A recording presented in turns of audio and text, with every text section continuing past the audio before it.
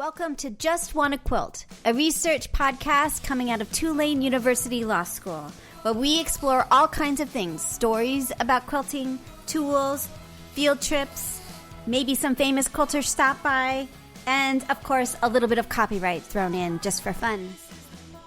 I'm Elizabeth Townsend-Gard, your host. I'm a law professor at Tulane University Law School, where I teach intellectual property and entrepreneurship. I'm also a fellow at the A.B. Freeman School of Business with the LePage Faculty Fellow. And at the Newcomb Institute, I also have a fellowship, the Greenbaum Fellowship, looking at all kinds of things related to narrativity and fiber. And of course, I just want to quilt.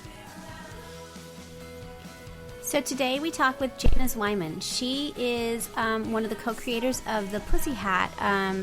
Remember the Pussy Hats, the pink hats? She's one of the organizers behind that. Totally insanely, incredible. She also is part of Welcome Blanket. She is now taking her network and going for helping with homemade masks. So Masks4Humanity.org, and it's masks with a 4, humanity.org, is another site you can look at to get information and other things related to creating homemade masks. So we talked to Jayna today, and here we go. Oh, and just a quick thing. We left the chit-chat in at the beginning because it seemed relevant. But I am eating an egg, so I apologize for the eating noises, but they only last for 10 seconds. I'm healthy. I have a cold, and part of me is like, I hope this is the mildest case of all time. That's the weirdest dream. Do you like, I have a little scratchy throat, a little bit of a cough, but let's hope this is as far as it goes. So, yeah, totally. Are you in LA? Is that where you are? I'm in LA. We're really lucky because we have a backyard. Mm-hmm. So I have a toddler in a backyard with my husband. That's good. He's thank goodness, really good. But otherwise, we're I think this time really makes us realize how lucky we are for all the things that we have. So yeah, totally. So yeah, how are you doing? I'm doing okay. We're in New Orleans, so we're both in areas that are kind of scary at the moment. Yeah. Mm-hmm. Yeah, and I think you have one kid? Is that right? I remember we were talking last time. I'm sorry, say it again. I couldn't hear you. Oh, you have one child? One kid that's 16. Yeah, so cool. So all of her classes have gone online. She's at an art school doing creative writing, and then she takes her academic classes at Tulane. So we've seen kind of how behind the scenes how it's affecting kids. And it's hard. It's funny because she's this super, super student, top of her class as a high schooler in her college classes kind of person. She's bored. Mm-hmm. And she's really rattled. She's it's not easy at all. The transition has been really difficult and very, back to helping make sure she's awake for class and asking her about homework because she's just not personally able to handle all of it right now, which is really interesting. Yeah, it makes sense. Part of the great thing of a toddler is he has no idea what's going on. Yeah, exactly. It's great. And a good distraction from that, too. Yeah. And it's not hitting kids so that you don't have that stress either. So that's really good. You know what I mean? If it was a toddler child disease, it would be a whole different kind of level of stress, I would imagine, Yeah, I know. It's before he was vaccinated for measles, we were so cautious about stuff because there were cases that were going around LA. Yeah. And so this feels much calmer in that way, but yeah, it's funny. It's really weird, strange. It's just strange. It's strange.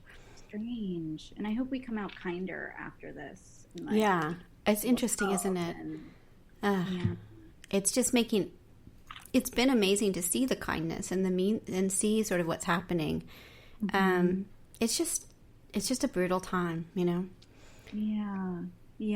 It's kind of, I grew up with the grandparents in the generation of the Depression. Mm-hmm. And you could totally see how that experience shaped each one of them in a different way.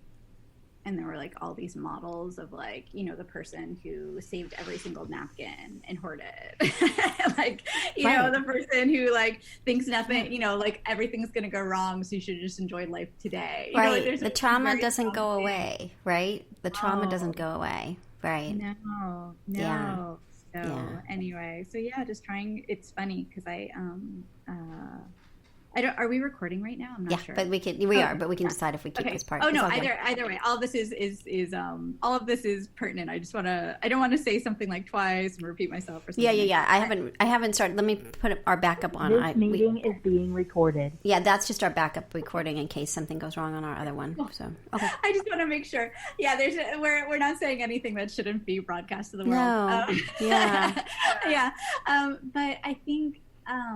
You know, there's all of this collective trauma, and in so many ways we're so lucky that, you know, growing up for me in the United States, we've never had war on our soil. Right. We don't know that. Right. Yeah, and we have no experience of that. And like you know, a lot of people who are probably listening experienced 9/11, but this is like all of us are physically impacted by it. Hugely. It's really interesting, and it's so exciting to see all of these groups popping up. And I've learned that when I get angry and outraged, my reaction isn't like stress eating or cleaning. It's making really big projects. Yeah, exactly. Like, as big as they can go. So this was I was trying to stay away from it at first because I was like, hold on, like, you know, handmade. Yes. All right. So we're going to start. Let's officially start. Let's do it. Okay. Let's officially start. Okay. Okay. So I know this answer, and everybody listening does too. But tell me your name for preservation purposes. Tell me your name and where you're calling from. Sure. My name is Jayna Zweiman. I'm calling from Masks4Humanity, which is a project of the Pussy Hat Network.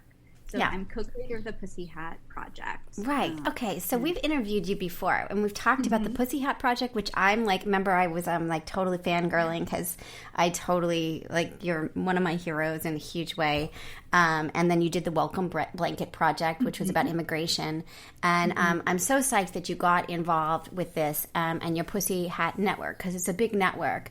And we've been working on the homemade masks now for about a week and a half. And watching different groups come online, like Joanne's and different kinds of networks coming online. And so for yours to come online is really important because you've got such a big reach. So tell me a little bit about, for those that, and then also we've started Million Masks a Day, which is a nonpartisan group. I worked, it's with Seth Hackler, who is a quilter, who's a trucker, who's a Republican. And me, I'm totally, he's like, you might be a feminist. I'm like, I am totally a feminist. like I wear that label proudly, Seth. So, we started Million Masks a Day as aspirational group, to sort of track what was happening, have a place to sort of dump a bunch of information. And then we have a website so we can kind of track project like yours so that people can go and find different sort of what they're looking for. So that's what we've been doing, and doing interviews pretty much every day of different key leaders. So we're super, super, super psyched to have you here. As I said, I'm a huge fan of yours. Tell us a little bit about what this is, and in case people don't know what the Pussy Hat Project was or the Welcome Blanket, sort of tell us how you got to where you are and sort of what you're doing now. Sure. And thank you so much for having me on this podcast. I really appreciate it. And it's such a treat to hear from you again and get to talk again. So I'm a huge fan of yours. Oh, that means a lot. I just think you're like one of the coolest people on the planet. Oh my gosh. If you could see me, I've just turned beet red. So thank you. I really appreciate it. And so my background, for everyone who might not know, is in architecture. And back in 2013, I had this head and neck injury that made it was really, really difficult. And it was life-altering. And my first project back was Pussy Hat Project. And so Pussy Hat Project was to support the Women's March and the idea that women's rights are human rights. So in itself, also nonpartisan.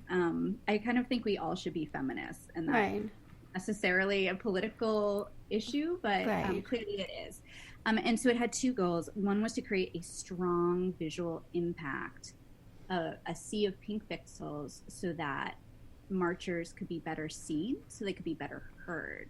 And the second part of the project was to create a way for people who could not physically participate to be able to be represented in hat. So it extended the space and time of the march, and the pussy hat became the symbol of the resistance. Is that incredible? Do you feel like, I've said this to you before, like if you do nothing else in your life, like that is remarkable, don't you think?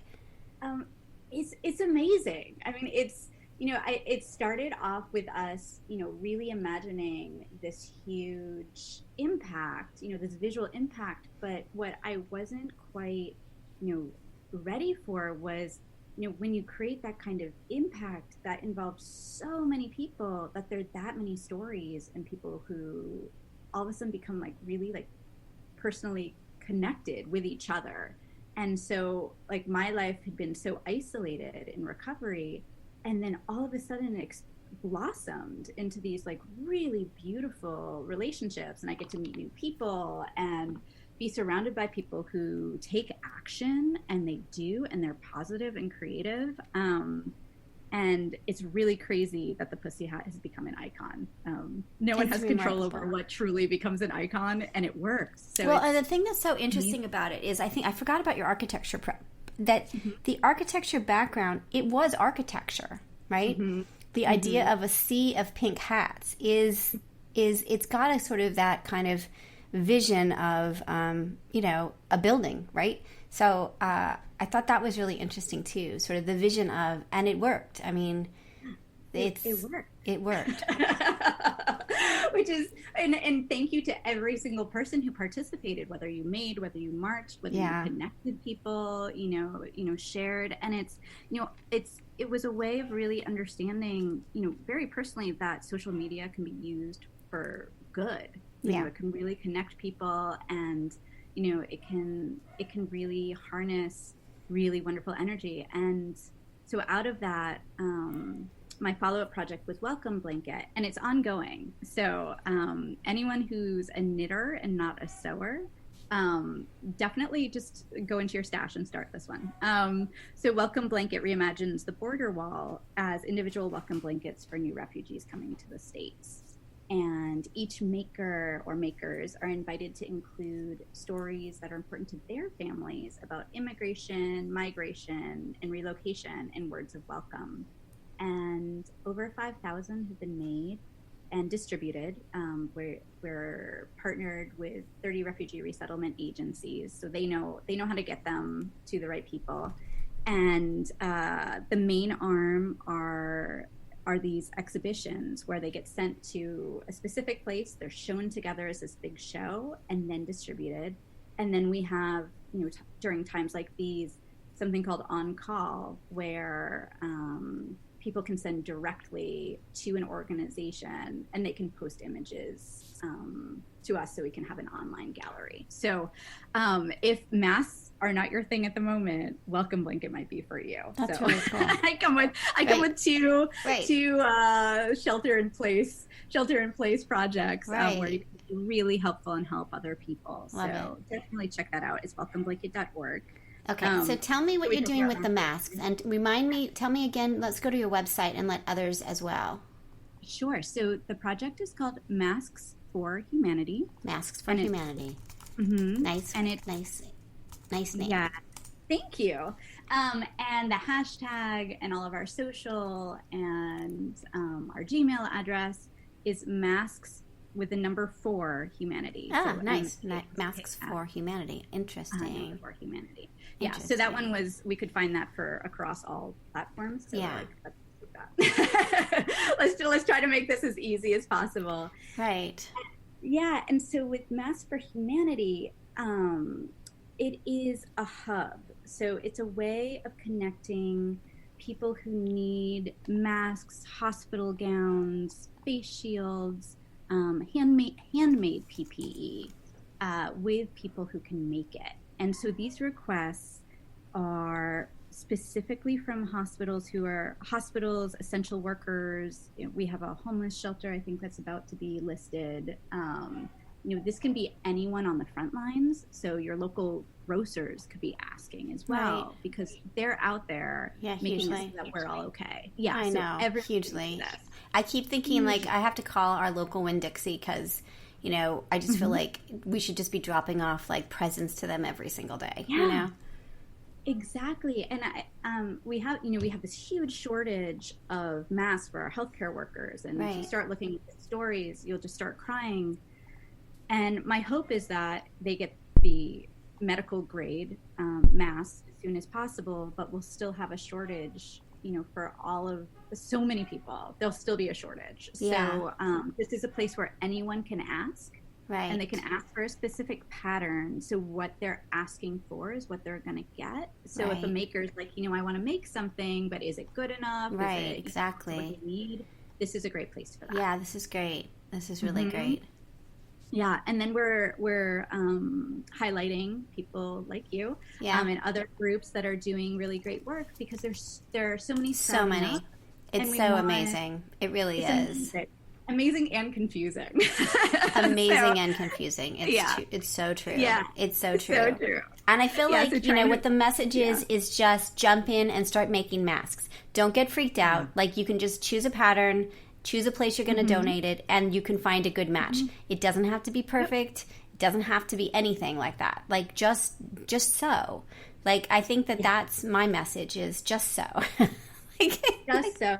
Yeah, and our first pattern, I really wanted one that was just cloth, because I'm like, there's no way I'm finding elastic. Like, how is someone else going to find elastic? Yeah, like, I've given up on elastic. I did the first 3 were elastic, and then I'm like, I'm out. So I was just like, okay. There's no more. Yeah. And then another part, which we're going to be developing once we, have all these mechanics like working, really well, is we want to include suppliers, because there are all these people who have supplies. Yeah. Either they're donating them or they're businesses who are selling them, but people don't know. Kind of doing an outreach to try to get those together, so that, let's say you're out of elastic and you really need elastic, you can go down a list and like look at all of these different suppliers who say they have elastic. Right, because you may have a ton of, like, I know quilters, we have tons of stuff, but we may not have the time, or we may not be well enough. Like, we just may not have the energy to be making stuff, but we have a lot of resources. Exactly. And, this is for everyone. Like, if you're not feeling well, make sure to take care of yourself. Like, it's just, there's a lot of, it's really hard to help other people if you can't be eating, sleeping, and, staying, try to stay as healthy as possible. Yeah. So this is the strangest time that we're in. And I think we were talking a little bit before about how, at first I was really reluctant to jump in, because healthcare workers should have medical grade stuff. Yeah, like, it took time. I think the first, when we started, so it was like Tuesday. I don't remember what Tuesday, but Tuesday I was like, I think we're going to have to start making masks, right? And on the JustWannaQuilt site, I got a lot of blowback. I was like, stay indoors, and what are you thinking about? And like, shut up. Like, they're not safe, right? Like, it was just like a disaster of like people yelling at me. By Thursday, everybody's making masks. And by Friday, these different groups were getting together, and the need was real. It would happen so fast, this recognition of needing masks, Yeah, because it is so wrong that the people on the front lines don't have. Oh my God, it's so horrible. It's so horrible. And it's shocking. It's shocking. It's really, really shocking. Yeah. And so, I think, I was really reluctant, because, you only want to give people the proper equipment. But when the CDC starts saying that healthcare professionals can use bandanas during the shortage. Horrible. I mean, which is horrible. You want, people who sew can help with that. Yeah. Like, we can help with that. And so finally we know that kind of help is needed, and it's not just trying to help and having it be misplaced, but truly helping to like create the stopgap. And one of the great things I think about these masks is that they can be used again. So I was talking with a nurse, and I asked, let's say tomorrow you get everything you need for like medical equipment, which would be amazing. Like, this is great. what would you give the mask to patients to take home with them to keep, them from infecting people they're around? She's like, of course. Yeah. So even if this is, partially solved tomorrow, right, they're still going to be needed. And if we're all going to be getting sick, it's good to have these masks in rotation no matter what. Yeah, it's true. And there's so many different groups. There's a group called WeNeedMasks.org, and they have animal shelters and animal places because they're not getting their supplies of masks either.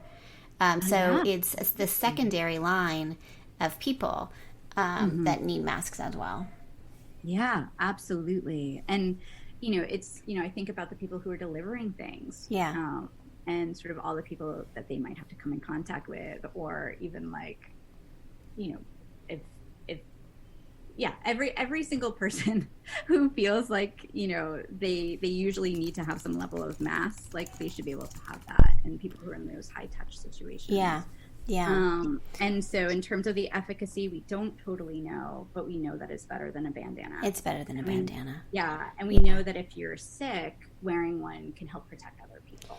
Now, what are your thoughts about, I'm sure you've been doing a ton of informational stuff, and you have a little bit on your website about which patterns are best, and what have you learned about homemade? We've all learned a lot about homemade masks really fast. So tell me what your thoughts are.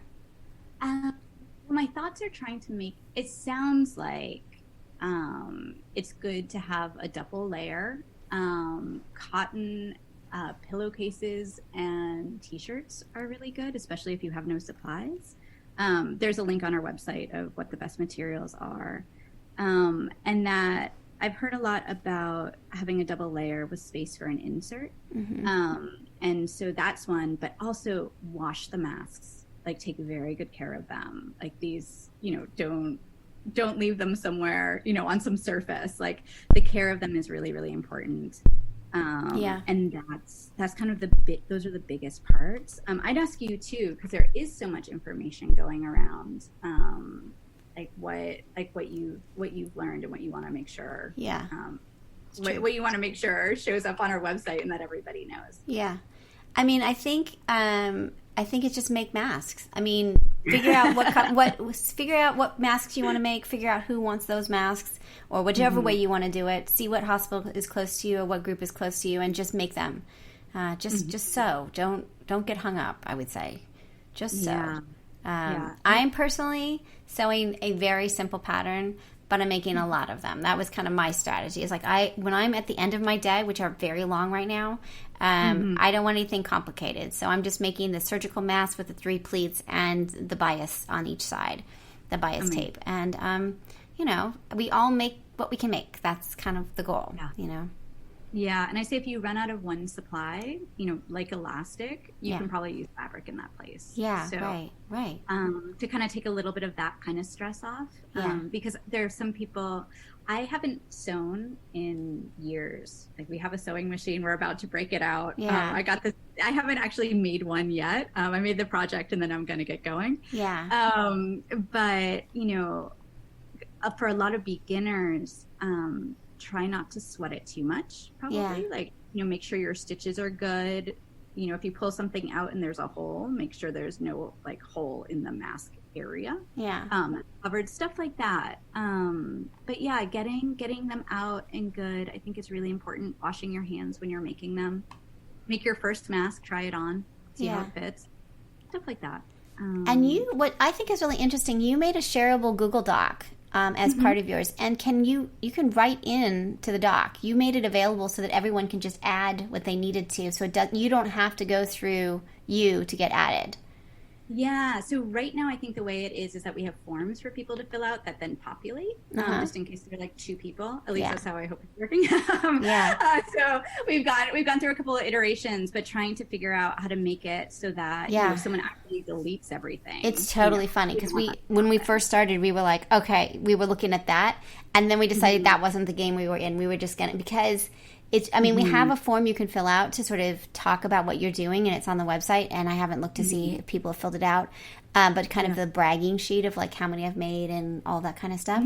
But Yeah, we were looking at technology is so interesting, right? That you can get a website up pretty quickly. You can use Google Docs. You can use Google Forms. You can share documents. You can embed. You can just this is such a technological moment. Also, all the schools with all the classes on Zoom. I mean, the whole thing is such a revolution of like we're in a new era of digital, I think, Yeah, it's totally new era. And the fact that this can all happen so quickly. Yeah. And, I think we're going to learn from, all these great groups that are popping up, sort of what kind of technology, like back end is working, because the need is so big. So right now we know we can take, I think, 20,000, we can like get into our Google Doc 20,000 individual requests. Yeah, that's your goal. Which hopefully, well, our goal is to complete all the requests, but that we can support that before having to switch to something else. Totally. But yeah, trying to figure out how to automate it as much as possible so that we can answer. It's hard, right? Because you have to keep up, and that's the part that's so hard on this is the keeping up. So I mean, really, my like a big shout out to Google Docs and Google Forms because. It really makes a difference. It's really easy when you're using those tools, and I think that's really interesting. Now, let me ask you about your previous network. So you have a pretty big network with the Pussy Hat Network and also the Welcome Blanket. Are you reaching out to people through that? Like, how does your previous stuff help you with Masks for Humanity? Yeah, so we went live for Masks for Humanity on Wednesday, and so I shared on social for both Welcome Blanket and Pussy Hat. And then today the emails are going out to the network. Sort of with how fast things are going, we wanted to make sure that if there are any tiny glitches, not everyone was in there at the same exact time.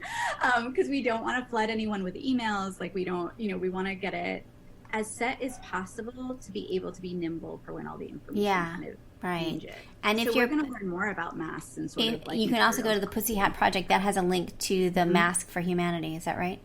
Exactly. Yeah. Exactly. So that's there too. So if you forget what it's called and you remember it's related to Pussy Hat, you can find it there. And we're really here to amplify everything that's happening. Yeah. So with all these great groups, we want people to find them. Yeah. So if we can get someone to sign up for any group or do masks for anyone, that's the idea. And so we're, providing with our requests a very clear method of how to do it. But, for anyone listening, do what's best for you. Go to Masks for Humanity, check it out. If you have, your local doctor needs them, start there. Call your doctor, see if your doctor needs them. I have a friend who just went, is just off maternity leave and just went back as a physician to work, and they didn't have a mask for her on Thursday. Oh. So, if you know of those people, go and, and they're they can just come by, you can leave it outside in a package, they can pick those up too. So it's this mass help, but we all know someone who needs help too. Yeah. So we'll never know how many people saw our site and then made masks. Like we'll have a sense of how many on our list got fulfilled, but we want to make this as easy as possible for people to be able to find good information and the right information. That's all really great. It's all amazing, I really seriously, we're sort of, my sort of role in this is just to gather information and learn the stories that are happening. And with the network that you have, it's reaching another group. I think that what's interesting about your group is a cross-section of people who sew and don't sew. They sew when they need to. And they're not necessarily like, my crowd is really quilters. We were like, quilting and spending our time quilting and was like, oh crap, we have to make masks. So right, so yours is very different, so we need everyone. So like to be able to to be able to talk to people on with you is we great. Need everyone. What you're doing is great. Like everybody should know that they can help. And maybe by next week there'll be half as many groups and we'll all merge with each other, and make it very clear. or not. Maybe it'll just all be grassroots, but it's a forming ecosystem, and everyone is invited to help. I mean, this could even be a great activity for kids to learn how to sew. I mean, why not? It could be fantastic. Or, you know, families to do together as an activity, or, you know, someone to pick up a new skill. They've had a sewing machine for a while. You know, all these, everyone can participate. And on top of it, you know, anyone who doesn't sew can share the information. Everyone plays a part in this. It's so amazing, isn't it? So amazing. Really, seriously. It's just craziness. Well, I've heard, so I just want to say, you have a toddler. I saw a really funny post that said that, you know, Amazon was only shipping essential products on their Prime shipping, and toys were not included in that. And someone said, like, no, toys are essential. Toys are essential items. If you can't go to the park and you have a toddler or a small child, toys are really important. I also have a doc if anyone's interested about quarantine with a toddler. Really, you do? Yeah. Awesome. It doesn't seem quite Masks4Humanity, but I'll figure out a way to make it even more. Oh, that's so funny. Yeah, we don't have a toddler. We have a teen. And turns out teens all are online anyway. So, like, mine is just online till, like, you know, way late in the morning. So, hanging out with her friends. So, it's good. It's amazing. It's like, in some ways, we're more connected than ever, even though we're all physically apart. It's true. It's really true. It's very strange. A very strange time. Very, very scary. Our numbers here in New Orleans are rising really quickly. And yesterday was, we were 2 degrees. So I knew people who died. So it wasn't good. Like 8 from a church. And the former president of our big quilt, we have a quilt guild. There's 41 quilt guilds, and she passed away. And it was just, it's getting really real here in a really scary way, you know? Yeah. It's very scary. And it's also, we also know a lot of the things that we can be doing. So it's this kind of mix between, you know, staying home in a lot of ways seems like totally not helping, but we really are. Yeah. And like washing our hands is too simple. Right. Now lotion too, right? Washing your hands, but also lotion. Because like, how many times have you washed your hands? It's crazy. So insane. Yeah. All of those things.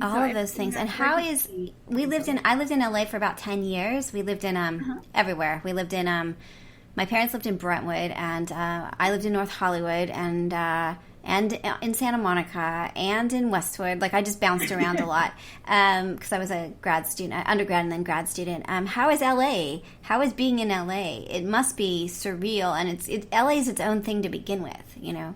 Yeah, it is surreal. I mean, it's very quiet, which is very strange. So I live off of Sunset. Oh my gosh. Boulevard, which is usually very, very busy. Jammed. On the east side. Yeah. And so, everything is shut. But the thing that's kind of nice is that in our neighborhood, when you walk around, everyone's making eye contact and like waving and saying hi. Which wasn't LA. That was not LA. Yeah, I mean, I live in a pretty good neighborhood. Yeah. But like not that friendly. Like we're talking like stereotypical small town America kind of, you know, stop and kind of yell across, you know, porches and stuff like that. So in that way, it's really nice. And I mean, I hope that stays after this period for all of us ends, is like really seeing people and saying hello and giving space. But there are a lot of people who are really hard hit. A lot of small businesses are, you know, really struggling. And people are really trying to help each other, which is fantastic. Like I see people who are trying to, you know, start up food pantries through restaurants to try to get it's a lot. To get There's a lot of outreach in kind of interesting ways. And I think we all are really realizing how much of a community we really are. And it's very sad that something like this had to happen for a lot of people to really feel that and know that. But the positive that comes out of it is I think that there are going to be more networks of support I hope so. For people. Yeah. And I really hope that grows and that stays. Because, I really hope that, from this point forward, everyone gets healthy and everything is fine. But, given the information we know, we have a lot of struggles ahead. I remember talking to you about the fact that you made the pussy hat. You were like behind the main person, one of the main people behind it, but you didn't go to parades and you were kind of an introvert. Am I right about that?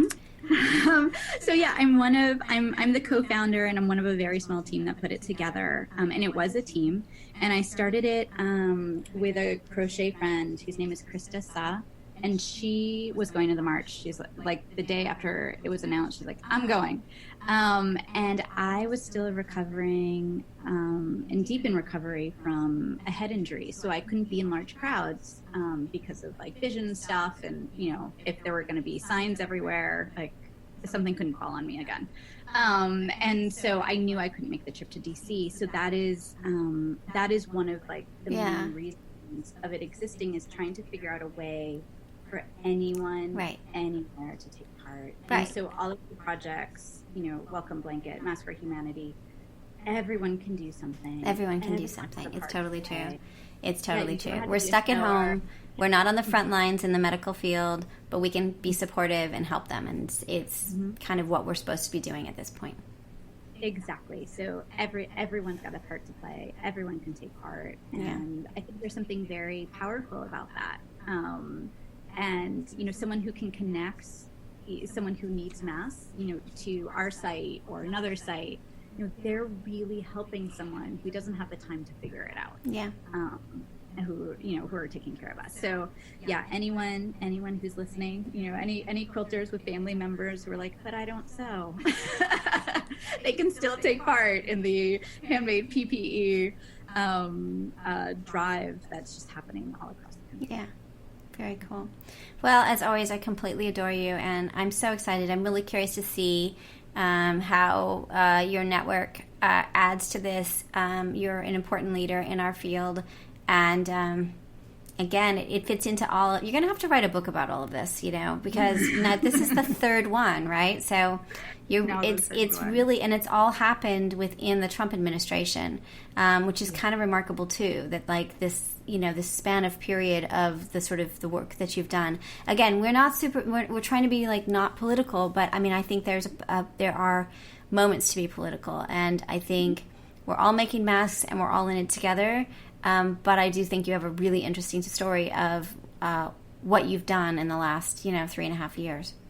Yeah, thank you so much. And this project is a little bit different in that both Pussy Hat and Welcome Blanket came from a very like artistic kind of installation idea. Yeah. This one is very much like, okay, we have an emergency. Right. Like how do we just ramp this up? Right. And so it might morph and switch once the emergency is a little bit under control. Right. But for the time being, it's it's just all hands on deck. All hands on deck. It's really what it is. And the laughter, I think, is just kind of the excitement of we really have to. We all really are in this together, and we all can help. Yeah. We all should be helping. Yeah. So thank you so much for helping spread the word. Of course. So thank you again I know that you've got everything super busy right now for everybody, and the toddler. Who will not be making masks. His hand-eye coordination is not there. Got it. That will not be an activity with toddlers. No, we're not going to be like, yeah. Got it. Well, as always, thank you so much for coming and speaking. Are you cool with us posting this? Do you need to review it? Sure. No, that's fine. I think everything that was said is fine. Yeah. Might have been a little long-winded. So no, it's all good. It's perfect. We've been on 37 minutes. That's not long at all. It's all good. All right, cool. We are trying to post as quickly as possible, so I will send you a link so you have this, so you can get, if you want to send it out or help with the explanation of what you're doing, feel free to spread the word with this podcast. And I've added you to our Million Masks a Day website. So people can go to our site to get to you. We've now got a bunch of them. And again, I can't wait to see what you all do. So feel free to come back if you've got news or other things you want to chat about. Great. Thank you so much. Awesome. All right, hold on just a second. So you've been listening to Just Wanna Quilt, a research podcast coming out of Tulane University Law School. And I'm Elizabeth Townsend Garr. If you like this podcast, keep listening. Also, we have a Facebook group. Come join us. We talk about a lot of things. We also have an Instagram account. And of course, most importantly, I really hope you get a chance to quilt today.